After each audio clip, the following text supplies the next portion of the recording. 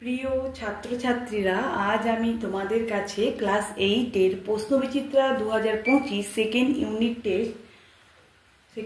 Test বিষয় ভূগোল model 5-এর কোশ্চেনগুলো আলোচনা করব।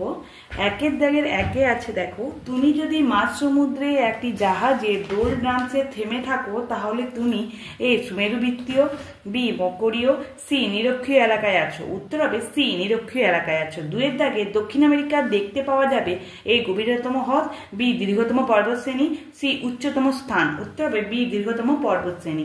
তিনের দাগের অশ্ব অক্ষাংশ দেখা যায় এ 50 ডিগ্রি থেকে 60 ডিগ্রি উত্তর দক্ষিণ, বি 25 ডিগ্রি থেকে 35 ডিগ্রি উত্তর দক্ষিণ, সি 40 ডিগ্রি থেকে 45 ডিগ্রি উত্তর দক্ষিণ অক্ষাংশে। উত্তর হবে বি 25 ডিগ্রি থেকে 35 ডিগ্রি উত্তর দক্ষিণ।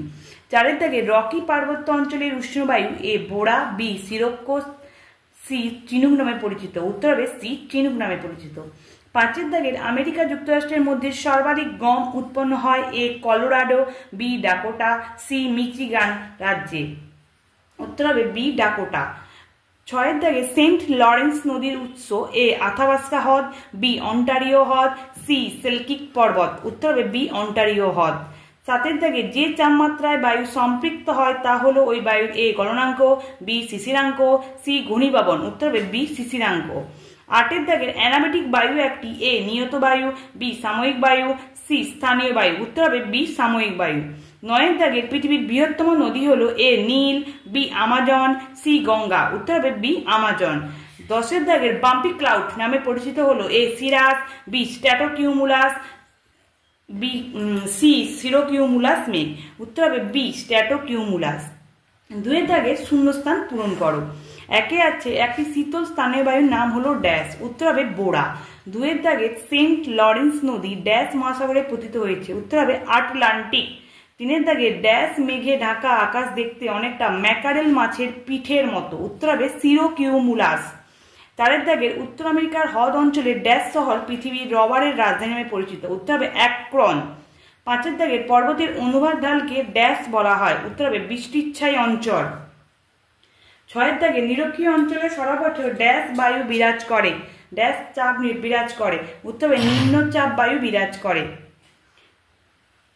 সাতের দাগে কত খ্রিস্টাব্দে পানামা খালটি কাটা হয়? উত্তর হবে 1914 খ্রিস্টাব্দে। আটের দাগে ড্যাশ বায়ুর অপর নাম বাণিজ্য বায়ু। উত্তর হবে আয়ন বায়ু।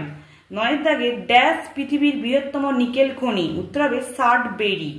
দশের দাগে পৃথিবীর শ্রেষ্ঠ ময়দা উৎপাদক কেন্দ্র ড্যাশ। উত্তর হবে বাফেলো। তিনের দাগের শুদ্ধ অশুদ্ধ আছে। একে আছে আয়ন বায়ুর গতিবেগ উত্তর গোলার্ধের তুলনায় দক্ষিণ গোলার্ধে কম। এটা হবে অশুদ্ধ। দুইয়ের দাগের অ্যাঞ্জেল পৃথিবীর উচ্চতম জলপ্রপাত। এটা হবে শুদ্ধ। তিনের দাগের আমেরিকা যুক্তরাষ্ট্রের ডাকোটা রাজ্যে সবচেয়ে বেশি গম উৎপাদিত হয়। এটা হবে শুদ্ধ। চারের দাগের ওরিনোকো নদীর অববাহিকায় লেনস সমভূমি অবস্থিত। এটা হবে শুদ্ধ। পাঁচের দাগের সুন্দরবনকে পৃথিবীর ফুসফুস বলা হয়। এটা হবে অশুদ্ধ। ছয়ের দাগের পম্পাস অঞ্চলের স্থানীয় বায়ুর নাম পম্পেরো। এটা হবে শুদ্ধ। সাতের দাগের দুই মেরুবৃত্ত প্রদেশে নিম্নচাপ সৃষ্টি হয়েছে। এটা হবে অশুদ্ধ। আটের দাগের বায়ু সবসময় নিম্নচাপ অঞ্চল থেকে উচ্চচাপ অঞ্চলের দিকে প্রবাহিত হয়। এটা হবে অশুদ্ধ। নয়ের দাগের লিবিয়া মরুভূমির উষ্ণ ও ধূলিপূর্ণ বায়ুকে সিরক্ষ বলা হয়। এটা হবে শুদ্ধ। দশের দাগের কানাডিয়ান সিল্ট অঞ্চলের উত্তর দিকে সাভানা জলবায়ু দেখা যায়। এটা হবে অশুদ্ধ। চারের দাগের আছে, দেখো, একে আছে টিকা লেখো। প্রথম কোশ্চেন আছে ITCZ, যেটা আমি তোমাদেরকে দেখিয়ে দেব টেক্সট বইয়ের পেজ নাম্বার 35-এ। এই যে ITCZ দেখতেই পাচ্ছ। অবশ্যই তোমরা কিন্তু এই ফুল ফর্মটা অবশ্যই মুখস্থ করে যাবে। এখান থেকে এতটা পর্যন্ত লিখলেই হবে, অবশ্যই তোমরা কিন্তু মুখস্থ করে নেবে। তারপরে দেখো আছে দুয়ের দাগে অশ্ব অক্ষাংশ, যেটা আমি তোমাদেরকে দেখিয়ে দেবো পেজ নাম্বার 31-এ। যে অশ্ব অক্ষাংশ এখান থেকে এতটা পর্যন্ত কিন্তু লিখলেই হবে, ঠিক আছে। তারপরে দেখো তিনের দাগের আছে 22 ব্যালট সূত্র, যেটা টেক্সট বইয়ের পেজ নম্বর 34-এ। দেখো এখানে 22 ব্যালট সূত্র আছে, উপর দিকে দেখতেই পাচ্ছ।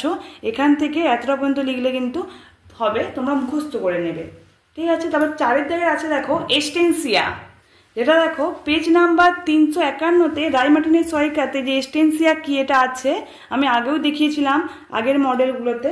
অবশ্যই তোমরা কিন্তু মুখস্থ করে নেবে। তারপরে দেখো 5-এর দাগের আছে মৃত্যু উপত্যকা কি, যেটা টেক্সট বইয়ের পেজ নম্বর 81-তে এই মৃত্যু উপত্যকা দেখতেই পাচ্ছ। এখান থেকে এতটা পর্যন্ত অবশ্যই তোমরা কিন্তু মুখস্থ করে নেবে। তারপরে 6-এর দাগে দেখো যোজক, যেটা আমি তোমাদেরকে দেখিয়ে দেবো। রায়মার্টিনের সহায়িকাতে পেজ নম্বর 274-এ দেখো যোজক দেওয়া আছে। এখান থেকে এতটা পর্যন্ত মুখস্থ করলেই হবে, অবশ্যই তোমরা কিন্তু মুখস্থ করে নেবে, ঠিক আছে। তারপরে দেখো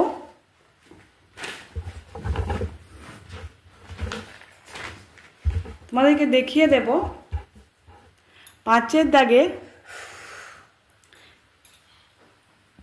তারপরে দেখো 5-এর দাগের আছে নিম্নলিখিত প্রশ্নগুলি উত্তর দাও। 1-এ আছে চিত্রসহ সমুদ্রবায়ু ও স্থলবায়ুর উৎপত্তি ও প্রভাব।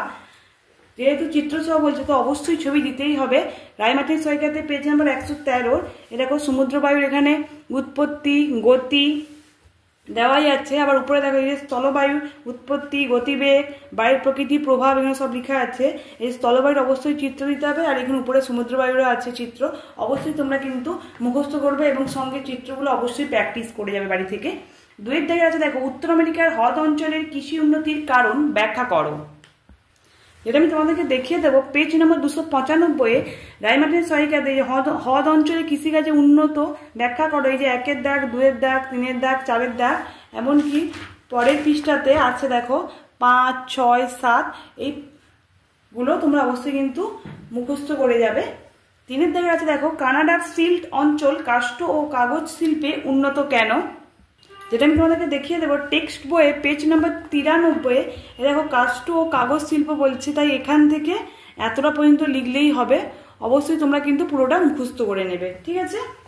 তারপরে দেখো 4-এর দাগে আছে পম্পাস অঞ্চলের কৃষিকাজ ও পশুপালন সম্পর্কে যা জানো লেখো।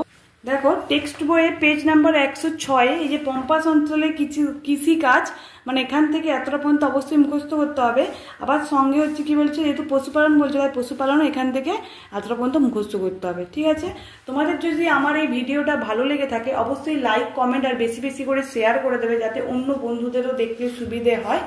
আমার ভিডিওটা আগে পাওয়ার জন্য অবশ্যই পাশে একটা সাবস্ক্রাইব করে রাখবে। ধন্যবাদ। আমি পরের মডেল 6 তোমাদের কাছে অবশ্যই আলোচনা করব।